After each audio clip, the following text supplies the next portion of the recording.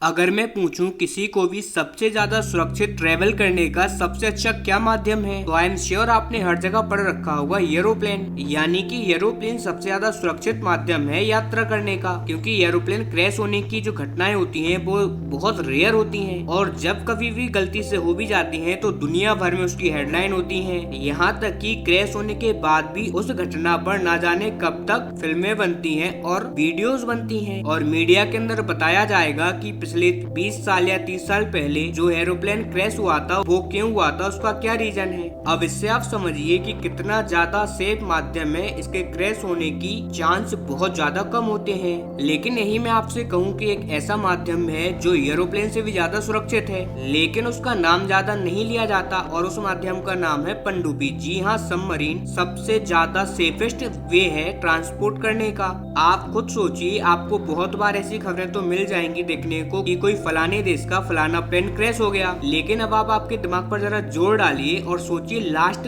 2 पनडुब्बी क्रैश कब हुई हैं, या फिर आपने ऐसा कब सुना फलाने देश की कोई पनडुब्बी तबाह हो गई या फिर उसको कोई भी नुकसान हो गया। लिटरली आप में से 90% लोगों को इसके 2 एग्जाम्पल भी याद नहीं आ रहे होंगे। 10% भी लोग जो याद करेंगे उन्हें मुश्किल से बहुत एक आध बात ध्यान आ रही होगी। अब इससे आप अंदाजा लगाइए कि ये कितना ज्यादा सुरक्षित माध्यम है, और इसका नाम ज्यादा इसलिए नहीं लिया जाता क्योंकि इसको बनाने का जो माध्यम है वो बहुत ही ज्यादा एक्सपेंसिव होता है। इन्हें बनाने में बहुत ज्यादा खर्चा आता है, और यही कारण है कि इसका अमूमन उपयोग मिलिट्री करती है समुद्र के अंदर खोज वगैरह करने के लिए। वहीं अगर इसका इस्तेमाल हम यात्रियों के लिए करने लगे तो इसके फायदे से ज्यादा नुकसान होते हैं। अब आप समझ गए होंगे कि पनडुब्बियां कितनी ज्यादा सुरक्षित होती हैं, लेकिन पनडुब्बियों से भी ज्यादा सुरक्षित होती है परमाणु पनडुब्बी, और वो आती है अल्ट्रा प्रो मैक्स लेवल की सेफ्टी के साथ। अगर वो गलती से भी तबाह हो गई या फिर पानी में दफन हो गई तो हमेशा हमेशा के लिए खतरा बना रह सकता है। और आप समझिए कि वो एक तरीके का जीता जागता परमाणु बम है,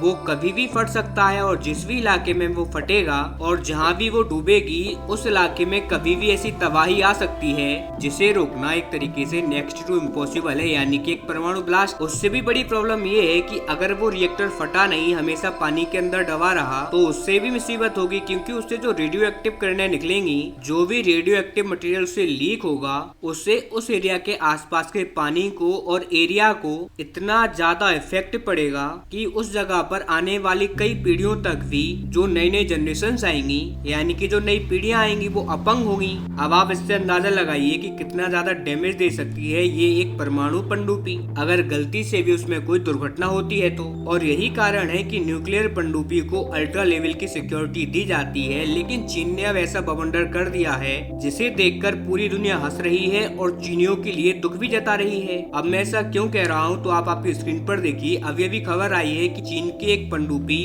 खड़ी खड़ी ही दुर्घटनाग्रस्त हो गई और हमेशा हमेशा के लिए डूब चुकी है। और शायद अगर आपको याद हो तो मैंने आपको खबर भी दी थी कि सोशल मीडिया से खबर आ रही है कि इनकी एक नौसैनिक पनडुब्बी पानी में डूब गई है और चीन उसको छुपाने में लगा हुआ है। खैर, अब अमेरिका ने कंफर्म कर दिया है कि सोशल मीडिया पर जो खबर उड़ रही थी कि मई के महीने में जो सोशल मीडिया पर खबर उड़ी थी कि चीन की पनडुब्बी डूब गई है पानी के अंदर, वो एकदम सही है। और जब हमने अपने जासूसी उपकरणों का इस्तेमाल किया तो हमें पता चला कि वो कोई आम पनडुब्बी नहीं थी, वो एक न्यूक्लियर पनडुब्बी थी, और इसमें चीन के कोस्ट के पास ही एक पनडुब्बी डूबी हुई है जिसके मलबे में एक लाइव न्यूक्लियर रिएक्टर पड़ा हुआ है। और चीन की सरकार इस टाइम पर किसी भी तरीके से उस न्यूक्लियर रिएक्टर को निकालने का ट्राई कर रही है, और इसके लिए वो पैसा पानी की तरह बहा रहे हैं, क्योंकि वो जानते हैं क्योंकि ये रिएक्टर कभी भी ऐसा कुछ कर सकता है जो कि उनकी आने वाली 10 पीढ़ियों तक भुगतेंगी, और इसीलिए वो सुरक्षित इसको निकालने में लगे हुए हैं। और रूस की सरकार भी चुपचाप चीन को इसके लिए मदद कर रही है। लेकिन एज अ इंडियन मैं आपको एक बात बताऊं तो इससे हमारे लिए एक अच्छा संकेत भी मिला है, और वो ये है कि जो न्यूक्लियर पनडुब्बियां होती है ना, वो नॉर्मली इनको ऐसा बनाया जाता है कि करीबन 30 से 35 सालों तक एकदम स्मूथली वर्क करें, इनमें कोई भी खराबी ना आए। इसके बाद भी इनमें थोड़ा बहुत और होल कर दिया जाता है, एक तरीके से फुल सर्विस कर दी जाती है, जिसके बाद ये 10 साल और चल जाती हैं, यानी कि 40-42 साल तक मजे में चलती हैं बिना कोई प्रॉब्लम के।